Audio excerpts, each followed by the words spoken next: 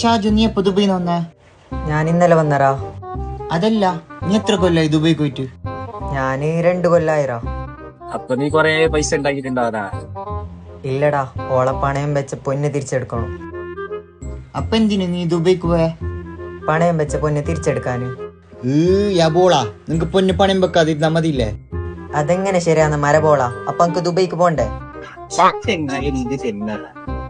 അപ്പൊ എനിക്ക് ദുബൈക്ക് പോണ്ടേ? അതല്ലടാ ഷാജു, നീ ദുബൈക്ക് പോയത് പണയം വെച്ച പൊന്ന് തിരിച്ചെടുക്കാന്. അപ്പൊ നിനക്ക് പൊന്ന് പണയം വെച്ചില്ല എങ്കായില്ലേ ഷാജു? അപ്പൊ എനിക്ക് ദുബൈക്ക് പോണ്ടേ ഷീമ? എന്ത് ചെയ്യുന്നത്? അപ്പൊ ഞാൻ എന്തിനു ദുബൈക്ക് പോയത്?